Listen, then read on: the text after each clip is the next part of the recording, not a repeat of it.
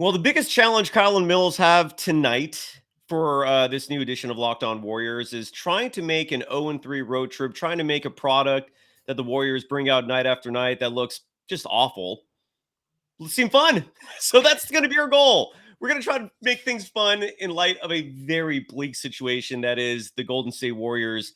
Look, there are some positives, not many, but we'll try to find them. Locked On Warriors is next. This is Locked On Warriors. Did I say Locked On Warriors? You are Locked On Warriors, your daily Golden State Warriors podcast. Part of the Locked On Podcast Network, your team every day.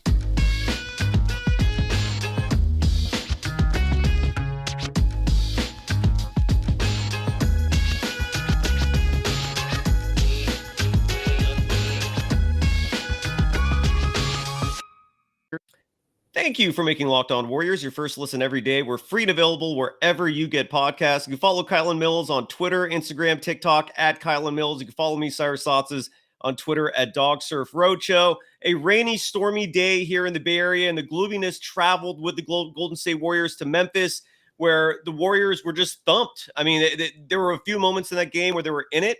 They made some runs, but they never really were in control. The Memphis Grizzlies took care of business. Kylen, 131-110. This was an ugly game, I think, regardless of how you spin it. And there's a lot to discuss. What was your initial impression, reaction, and how the heck are you doing? Oh, I'm doing good, but I've been better, Cyrus. I just tweeted that the Warriors road play may be starting to force me to drink on weeknights, and I'm not even someone who drinks. Like, I don't drink on the weekends, but we do have a little bar cart with like some nicer alcohol. Charlie and I are bourbon drinkers, my husband and I. Same. And it's getting to that point because I'm running out of things to describe the Warriors' road struggles. I'm running out of the mental capacity to be able to watch this night in and night out.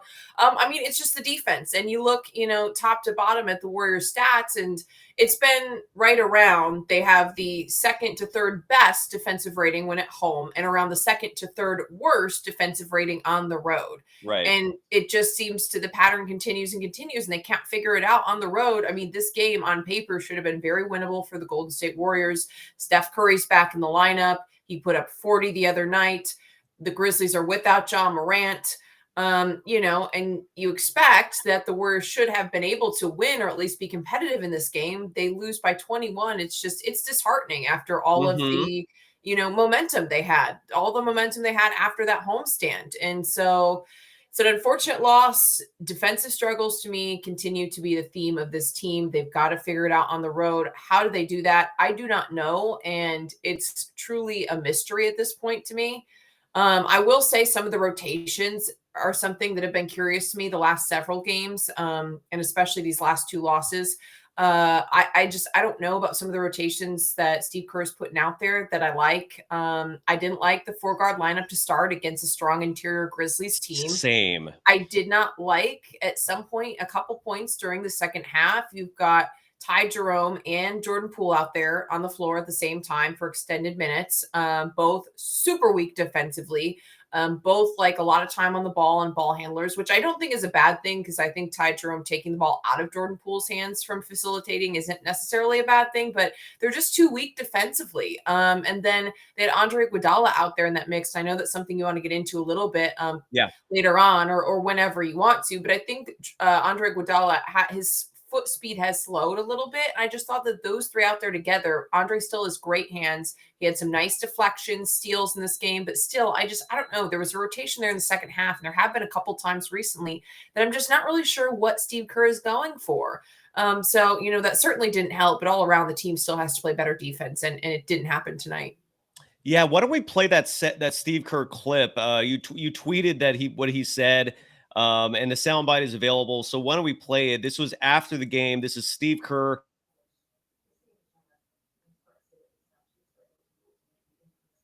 Hello, everybody. I don't know what just happened to Cyrus, but he's gone. All right, there he is. Sorry about that. That was I don't know what happened. My browser. I literally just said hello, everybody. Cyrus is gone. Sorry about that. My apologies for disrupting the stream. Let's try this again. Okay, I'm going to play this soundbite from Steve Kerr. Let's hope my browser does not close this time. And this is Steve Kerr talking about the starting lineup, where it was mind-boggling to me. 4 guards in your starting lineup, and then your center is Draymond Green, who stands 6'5". I do not know what is going through Kerr's head. Now we can find out. Here's what Kerr said about his 4-guard starting lineup. What went into your decision to go 4 guards today? We've gotten off to bad starts, 6, 7 straight games. So we were looking for a little daylight, early in the game. Memphis is a good defensive team. So we wanted to spread them out and hopefully get some good shots early. We didn't do that. We were impatient early, and we took some really tough, quick shots. And I didn't think we got organized well enough. So I think in hindsight, probably got a little too cute with that. But we are where we are. We're searching a little bit on the road, and took a gamble with that, and it didn't pay off. He's searching for something on the road. I believe there are 15 games remaining in the season. The playoffs start in literally a month. I believe April 9th is when the playoffs start for certain teams. And you're messing around with things a month before the season starts. Here, I looked at the minute distribution, and Kylen, I love your reaction to this. Look, the Warriors have certain aspects of the Warriors in terms of minutes does work. For example, during the Warriors' 5-game winning streak, granted that was at home, and clearly these are 2 different teams, but for some reason, Kerr is not bringing what works, even if it's at home, on the road. One example of that is Donte DiVincenzo. He was putting up minutes during that winning streak where he was playing 35 minutes, 38 minutes. In fact, I have the numbers right here where I can tell you exactly how many minutes he was playing. Before tonight's game, at OKC, they lost that game, but he played 33 against the Lakers, played 37, Pelicans 32, Clippers 31, Trailblazers 33, Timberwolves 38, Rockets 35. The point is, Steve Kerr was doing something right here. He was giving Donte DiVincenzo, a player who, even if he's having a bad shooting night, which you could say tonight was an example of that. He was 0 for 4 from deep, only had 5 field goal attempts and made just 1 of them. He only had 2 points tonight, all right? So fine, your offense sucks, but he can still play defense. He doesn't play that Olay defense, which Reggie Miller comically said tonight, talking about Ty Jerome's defense. So DiVincenzo gets 21 minutes. Ty Jerome gets 23. Ty Jerome got 2 more minutes than Donte DiVincenzo. Andre Iguodala, who you mentioned, hasn't played all season. Now all of a sudden, this is his 3rd game, I think. And you mentioned something which I think might be correct, which is that athletically he's slowing down. He can't stay in front of opposing players anymore. If that's the case, he is now a full-blown liability because he can't shoot the ball offensively. And if he can't stay in front of people defensively, what good is he, right? But the DiVincenzo thing, 21 minutes, you got to leave him out there. Klay Thompson only played 28 minutes tonight. I don't understand that either. What is your take on the minute distribution? Patrick Baldwin Jr., who brought some size to this team, every time he came out there, I thought they were doing some decent things. And he was a -2, which was one of the best plus minuses in the game tonight. I thought Kevon Looney, who thankfully started the 3rd quarter and resulted in a bit of a run for the Warriors because it gave him a little size. And Looney's been one of the very few stable presence, whatever, for this team this year. But he only gets 19 minutes. I don't get what Kerr's doing. What is your interpretation of the minute distribution that Kerr is doing for the Warriors, especially with tonight's game? Honestly, I didn't think Donte DiVincenzo looked great tonight. No. I know you mentioned not great shooting, and he still does play good defense generally. I just thought he didn't make great decisions tonight. And I think that usually he's a really high IQ player who always makes the right decision. But and last game as well, I don't think those were his 2 strongest performances.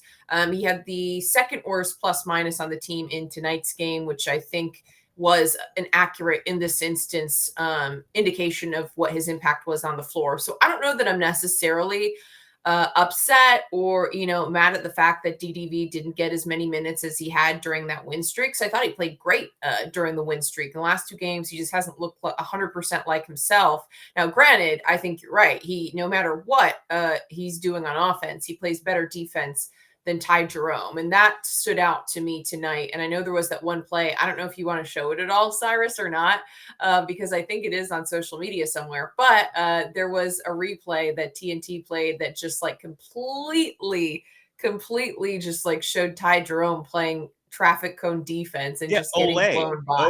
The Olay defense. I can't play it because it was a TNT broadcast and they would flag see. us. Yeah. Well, folks, if you don't remember that or you didn't see it, look it up on Twitter. So yeah, I thought Ty Jerome's defense was a problem. Like I said, I didn't necessarily like the lineup that the rotation Kerr had for stretches during the second half with Poole and Andre Iguodala and Ty Jerome in it. Because like I said, I just feel like, and now I have mixed feelings on Andre Iguodala because I do think he's lost a step in foot speed, but I do still think he has great hands. And he had a couple of deflections. He had 2 steals tonight. So I don't think it was all bad, but his offense was bad. I mean, why is Andre Iguodala chucking up threes? Like at this point, he was not shooting, cannot shoot. It didn't look good when he was throwing up the 3 ball. So that's the only problem. Now, if you're talking about an offensive liability and maybe he has good hands still defensively but has lost a step, I don't know. I don't know how much his presence is helping this team at this point because they desperately need defense. So in terms of rotation, my biggest criticism is just the 4 guard starting lineup. Like when I saw that, I immediately was like, no, I don't think this is a good idea with this layout and the way that this lineup is shaped. Way too small, and that was probably my biggest issue with some of the decisions that Steve Kerr made tonight. And then again, just that rotation in is that my computer? The second half, I didn't love. However, he didn't shoot great tonight either. You're right. What? You're cutting in and out on me. If the chat can respond, if it's my computer. Sorry, I thought you were saying there's a computer issue. Yeah, there's like a glitch on your end, but it could be me because my browser already crashed on me once, so I don't know what's going on. But I heard most of what you said there. I don't know if it's my fault. Regarding grilled cheese, okay, good. Yeah, so LR is saying her god is chewing the internet cable. You mean her dog, which is dog backwards. And anyway, grilled cheese writes, why are the chats no longer available? Locked On, the network asked us to no longer stream that for good reason. There's a legitimacy there. So, but we'll play all the chats that come in. And when we come back, no, LR, it has nothing to do with people trashing me. People aren't trashing me that much. And if you disagree with me, I could care less. If you make it personal, which, rarely if ever happens, I feel like people have been very respectful and ethical in the chat stream. But if you make it personal toward either Kylen or me, yeah, we'll definitely give you a timeout on that. But that's why the chat's no longer on the side. Kylen, are you still with me, or are you? Yeah, no, you. Okay. Because it's showing here, like my little screen says your internet connection. For me. You froze. Mine was saying the same thing. It said one of your internet connections. It went down too. Issues. Could be the weather. We're dealing with an absolutely insane storm right now. I've been, for those who are not in the Bay Area, it has not stopped raining in like 18 straight hours. It's been absolutely insane. But I'm relying on the chat who are saying that you're freezing. Hopefully that'll get resolved soon. It could be on my end too. When we come back, I'm going to read some stats to you from this game. I'm going to play a soundbite from Draymond Green. Kylen, I don't know if you saw that play where Draymond got the ball after a made shot, and Dillon Brooks just got right in his face. And I feel like Draymond was doing everything in his power to hold himself back from just clocking him.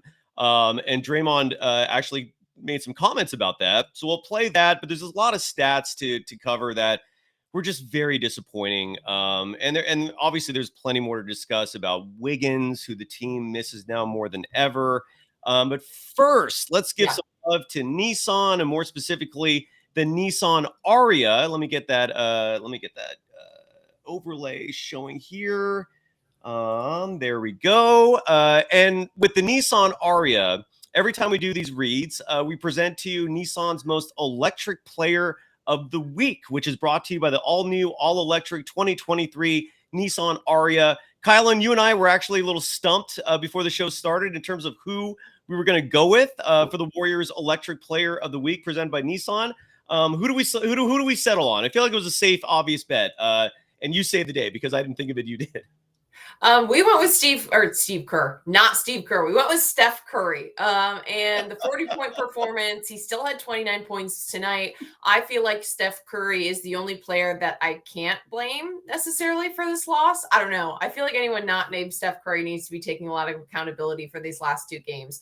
Although some people have theorized that putting Steph back in ruined some of the chemistry the Dubs had at home. And I don't know. I feel like I don't agree just because they've struggled all freaking season on the road playing defense. And I don't feel like Steph Curry has necessarily impacted that one way or the other. Like they played bad defense with him. They played bad defense without him. They struggled on the road with him or without him. But he's putting up numbers and the rest of the Warriors, I don't know. But it's not Steph. That's all I'm going to say. It's not Steph. So therefore, he is our player.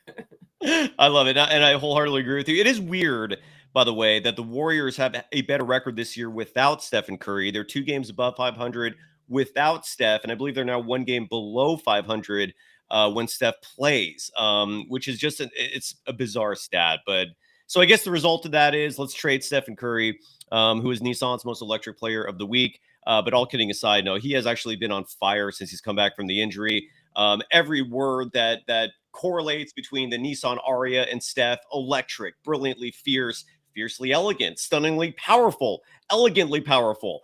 You can say that about both the Nissan Aria and Stephen Curry. The 2023 Nissan Aria packs pin you to your seat power and premium intelligence all-in-one electric vehicle. The all-new, all-electric 2023 Nissan Aria, the electric vehicle for people who love to drive. Shop now at nissanusa.com.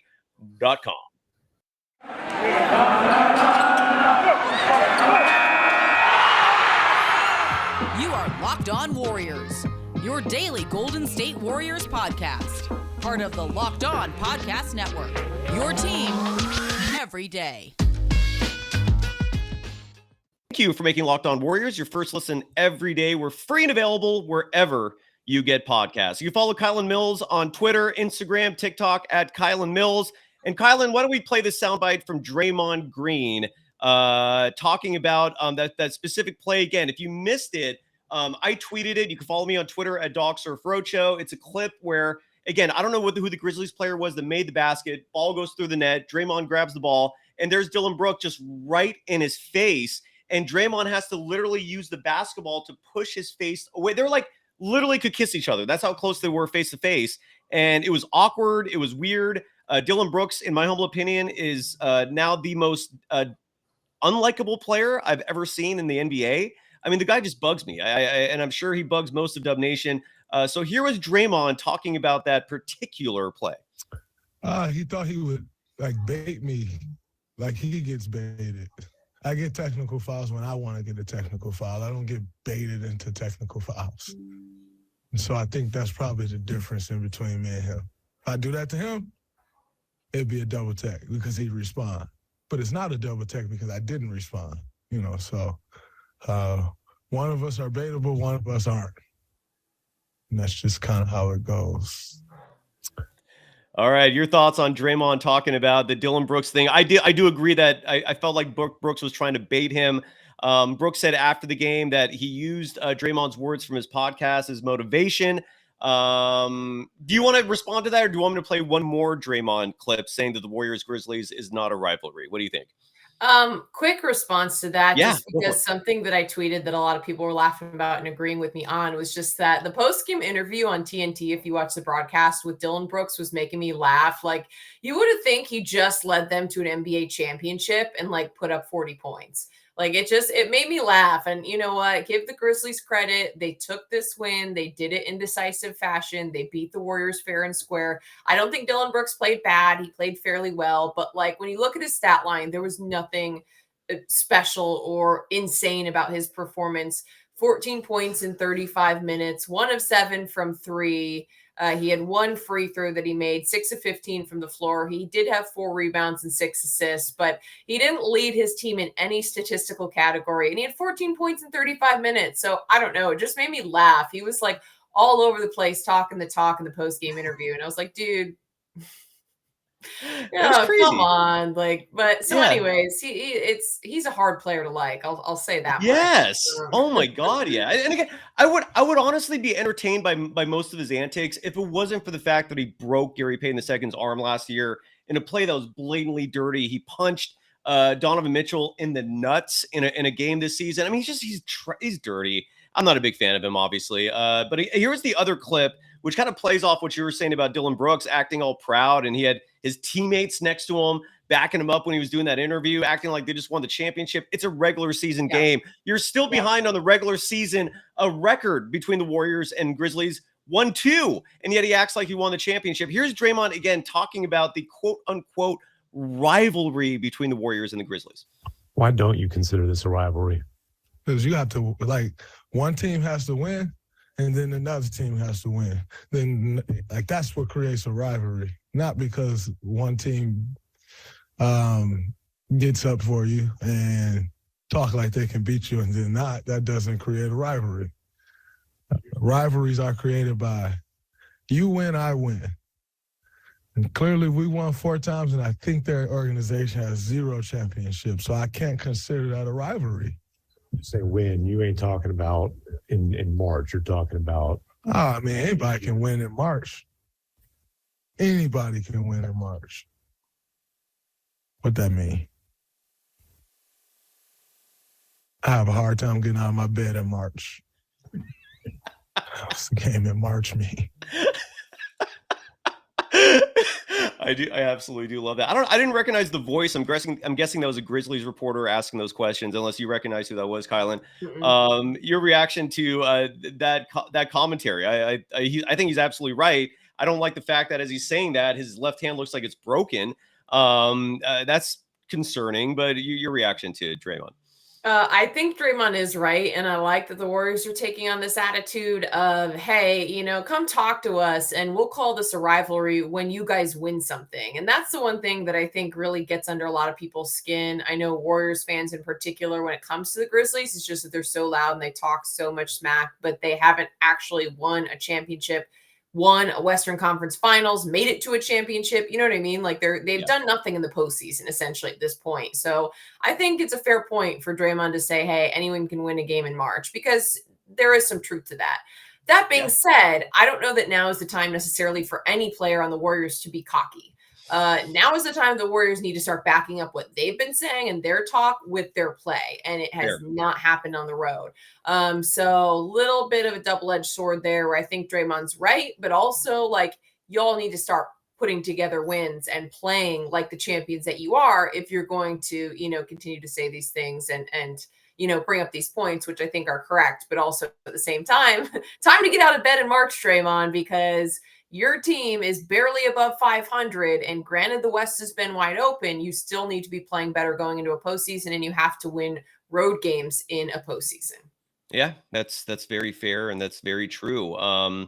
We have a lot more to discuss when we come back. Some stats I have for you regarding the road home splits for the Warriors, which are just absolutely concerning. Taking a look at the standings, stats from this game, and what's to come. The great news is the Warriors are back home. The bad news is they're playing the Bucks, who are certainly not a slouch. First, got to give some love to Built Bar. If you're looking for a delicious treat, a snack, a protein bar, look no further than Built. I absolutely love these things for the simple reason that despite the fact that they're covered in 100% real chocolate, which is, if you love chocolate, you're stoked right there. Despite the fact that it makes you feel full every time you eat one of these things, which is huge, because my issue when I packed on a few pounds recently over this last year was the fact that I always would feel hungry. And with a Built Bar, I eat one of these things. It has on average 17 grams of protein for each Built Bar, yet it only has 4 grams of sugar, which is a total toxin, and it only has on average 130 calories per bar. So if you're trying to lose weight, if you're trying to build muscle, all the above, Built Bars are absolutely the bar for you. And they're not just available at Built.com. You can also go to Walmart, where they sell 4-bar boxes of cookies and cream, double chocolate, or coconut puffs. Or you can go for the all-out 13-bar box if you're going to Sam's Club, featuring some amazing flavors like brownie batter and churro. And you can thank us later.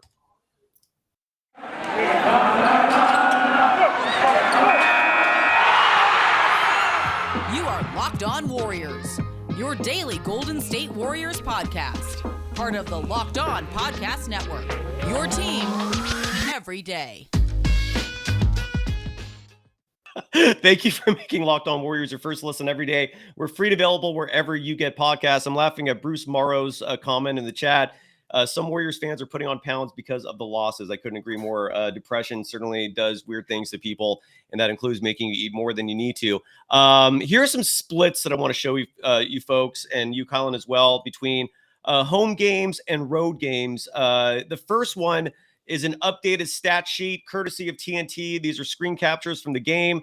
Their defense at home, they only give up 111.6 points per game. On the road, they give up 123.6. That is literally 12 points more per game they're giving up on the road. Opposing field goal percentage at home, teams are shooting 45% on the Warriors. On the road, that number jumps up to 49%.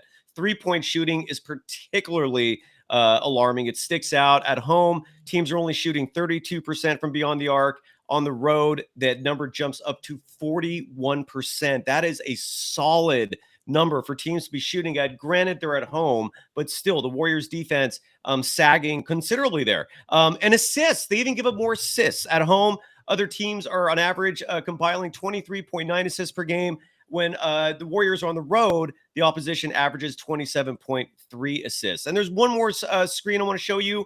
Again, also from TNT.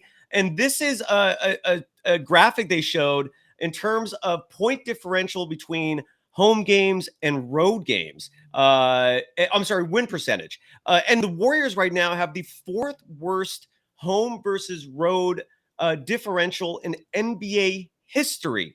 They trailed the 1949-50 Pistons.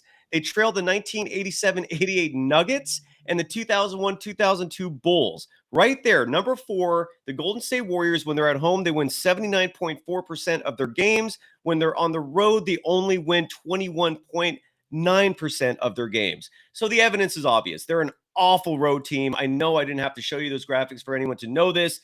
Kylen, I talked about this a little bit on yesterday's show with Janelle Moore. I would love to hear your thoughts as well. Why are the Warriors such an awful road team? What is your opinion, at least, on that? Because I don't think anyone can really nail a specific reason per se. What are your thoughts on that?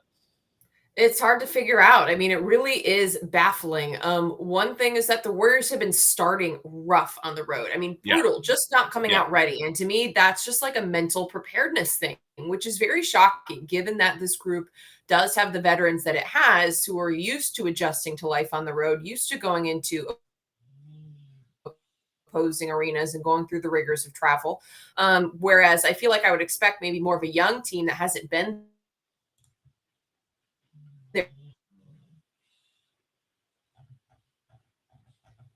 there before have been trying to dig themselves. And then, I just think that that's a mental thing. And to me, in general, I think we're at the point in the season where the road struggles are mental. It's got to be just like a mental block the Warriors can't get over. I feel like the Warriors are at the point in the season where they need to be calling a players only meeting. They need to be looking each other in the eye and saying, what do we do to figure this out? How do we change things? Because it's going to have to come from within. It's going to have to come internally. And as much as we can question, maybe some of Steve Kerr's rotations and starting lineups, he absolutely has a part in the blame. It's also on the players. And you can't just point the finger at Steve Kerr. I do also point the finger a little bit on roster construction, just in general to the big picture struggles this year. But in terms of the actual road struggles, like the Warriors have to look within themselves. And this is a point in the season where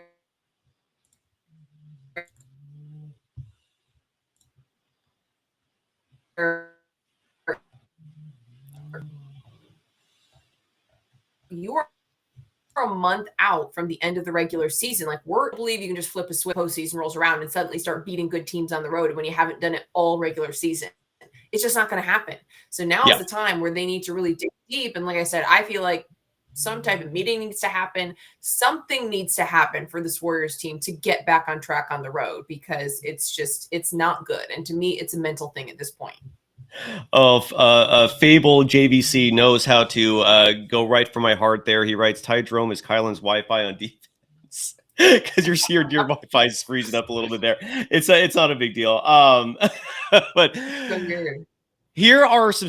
First of all, what it shows me because role players particularly have stark differences statistically between home games and road games. And you're right. I think it's a combination of things. You can blame the front office for the roster construction.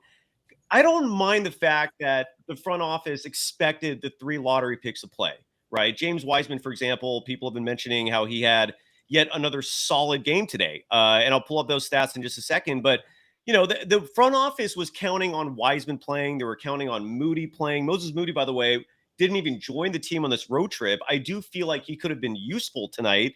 I have no idea why he's fallen that far out of Kerr's favor, where a year ago he was starting postseason games.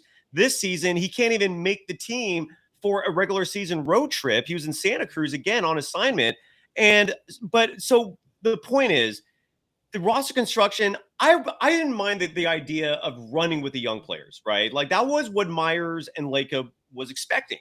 They expected the second-year players and the third-year player in Wiseman to get considerable minutes and to become a part of this team. Steve Kerr disagreed with that notion, and you see what the result is, right? So the bench sucks. It's just no secret about it. The bench is horrible. They can't shoot the ball nearly as well on the road as they do at home. They struggle much more on the road compared to home. And so where the blame for me in terms of roster construction comes from is, why do you let Damian Lee go for nothing? He would have come back for a veteran minimum deal, and he's actually playing great basketball for the Phoenix Suns. Why did you let Juan Toscano-Anderson just go for nothing? He would have come back on a vet min deal. He could have been useful, even though he stands only 6'6". He was, I think, playing the center position last year and effectively in that role. So I think there is you could cast the blame all over the place. Where I cast the blame on Kerr, besides the two-way players who, and I know I've annoyed everyone just harping on that endlessly, even though I do believe fervently that is a massive problem, the amount of minutes he's giving them. But when you look at the minutes distribution tonight, again, Andre Iguodala played 18 minutes. Did that result in, he was a +4 in the plus minus. I don't know how that happened, but he had no points. His defense was suspect. He had 4 assists, and that's it. JaMychal Green played 18 minutes. I thought he was actually playing okay. He was 3 for 7 from beyond the arc. Why couldn't you have given him like 25 minutes? Kevon Looney didn't start the game. I don't understand why that happened. And even when Kevon Looney would come in the game and he would be productive, and Kevon Looney, on a side note, I don't think it's hyperbolic saying this. I think he's the best rebounder in the NBA right now. But he only played 19 minutes. 19, that's not a lot.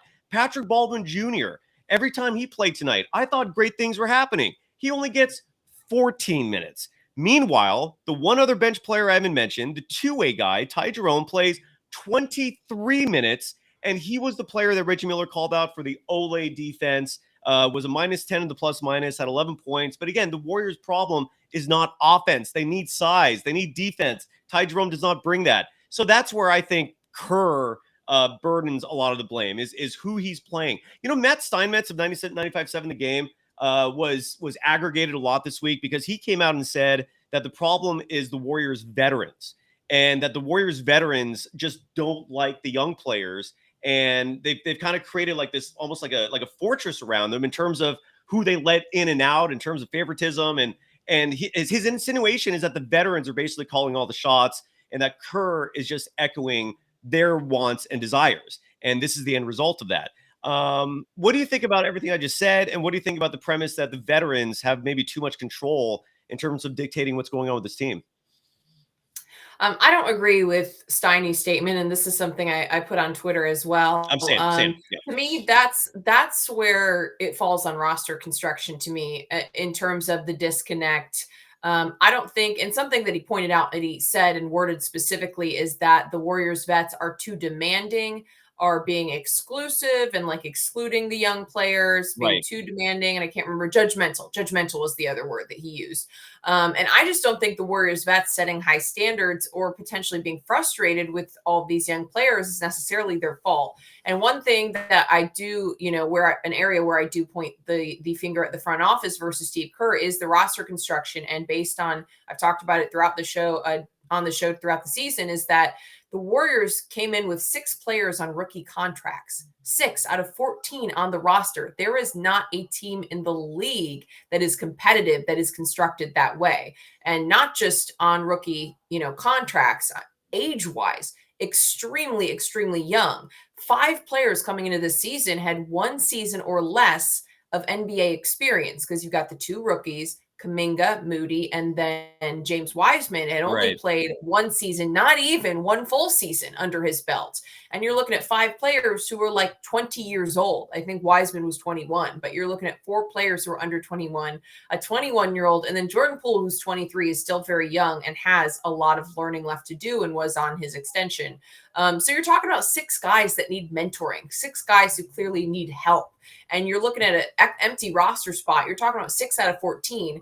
Majority of the season, Andre Iguodala hasn't played, so let's really call it 13. And you're looking at 7 players with any type of NBA experience and 6 who are basically just youngins who need a ton of help. So that's an area where I understand a little bit the vets' frustration with having to constantly be teaching and mentoring and having to work through mistakes with these young players. You know, like you see the frustration, when Steph Curry threw the mouthpiece and, Yeah. whatever, some of the situations that we see. The Warriors vets have high expectations, and that's what's led them to win 4 NBA championships. They shouldn't be forced to drop those expectations because the Warriors created a roster with 6 young players who still are super inexperienced and don't know what they're doing. Like, I don't think that's necessarily the right answer. So I don't know. I don't think you can necessarily blame the vets for being judgmental or having high expectations. I think those expectations are what have led them to success. And I think that some of the blame has to fall on the way this roster was built. I just don't think that, like, the 2 draft picks, bringing in PBJ, bringing back James Wiseman, bringing in Ryan Rollins, like Ryan Rollins taking up a roster spot this season makes 0 sense to me. None. He didn't play for the Warriors in any of their NBA games. Obviously, he spent a lot of time in Santa Cruz. He's been injured the rest of the season. I don't see how that helps the team versus bringing back a vet on a vet minimum. And I know some people are going to point out that the Warriors do have 4 players on max salary contracts. So I get that the salary cap was a huge, huge issue, but also, that's kind of your job in the front office to figure out. And I don't think they got it right this season. Tough situation. I get it because the Warriors are well into the luxury tax, but at the same time, I don't know. Like I said, I think the 6 young players coming in didn't necessarily gel and mesh right with the Warriors core that does have those high standards in hopes of winning a championship. I wholeheartedly agree with you. Jordan Poole had an awful game. I can't let the show go completely without mentioning that. The TNT halftime show, when they played some of the highlights from the game, every highlight involving the Warriors defense was Jordan Poole playing Olay defense, just like what Reggie Miller said about Ty Jerome. Jordan Poole was doing the exact same thing, just letting players blow by him. That's got to change. He had a bad game tonight. I just can't let the show go without mentioning that because I think he's largely responsible. Folks, before we go, hit that like button. By the way, I feel like we don't mention promoting the show enough. The sooner our show grows, the sooner Kylen can be on with me 5 days a week. That's what I really want. We just need this show to get bigger. So please spread the word if you can. Hit that like button. Because the more we grow, the more ad revenue comes in, and then Kylen can get a bigger role, and that's what I want more than anything. So please, let's make that happen. Is there anything we did not talk about before we go? I do want to mention someone had asked, I think Rebel asked in the chat at one point about an update on Jonathan Kaminga, and I did just want to circle back to that. Jonathan Kaminga, horrible set of circumstances, another tough break for the Warriors. They can't seem to catch any breaks. Jonathan Kaminga came in on the injury report listed as probable going into the day because of a left ankle sprain, rolled his right ankle during warmups, completely like inverted. It looked terrible. Yeah. Ended up not being able to play, ruled out because he then sprained his other ankle. It was reported on the Warriors post-game report because obviously I'm not in Memphis, so I can't say I saw this with my own eyes, but that he left with a walking boot on. His X-rays came back negative, but there is no timeline for his recovery at this point. No, exact diagnosis in terms of what the grade of the ankle sprain might be. Still leaving in a walking boot, definitely not a great sign. Yeah, it's not a good sign at all. That looked awful. Let's really hope that's not a break or there were no ligaments torn, because you're right. That just looked terrible. And you mentioned this as well. I don't know if it was on the air that the Kevin Durant ankle roll looked bad. This looked worse. So let's really hope he's okay. And yeah, I'm gonna go join Larry Krueger now. Kylen, I don't know if you want to join me, you're welcome to. The invite's always open. You coming? Are you joining me? No, I gotta go. Oh, I'm calling softball games this weekend. I actually got to finish up some work, and I'm trying to hit the gym. So all good. And by the Cyrus, way, you gotta stop putting me on the spot on the episode, because then everyone laughs at me in the chat. They're like, "Dude, well, you're right. I try to stop doing that. Just shut you down. Kylen ain't got time for this." I'm like, no, I don't. No, you're right. You're right. I've stopped doing that for future episodes of our show, but I forgot to. Yeah, I'll just do that across the board now. The Larry Krueger thing was very last minute. I just got the invite a few moments ago. And Dingleberry Daryl, you win the award for the best handle for tonight. And I think that is it. So, all right, folks, the next game is Saturday. Here. I think my next guest will be Hall of Famer Rick Barry. So stay tuned for his opinions on the Warriors. I'm going to bring him on the show. Otherwise, Kylen, you and I will be back at this on Monday. I think that's it. Bummer of a loss, brutal game. There's still time left, though, folks. And if there is any team, excuse me, that can overcome all the adversity, all the difficulties the Warriors have experienced this year and still win a championship, it is this team. So I'm not giving up hope yet, but damn, do things look bleak when it comes to the road situation. Anyways, thanks, everyone. Kylen, love you. Thank you. Thank you, everyone. Bye-bye.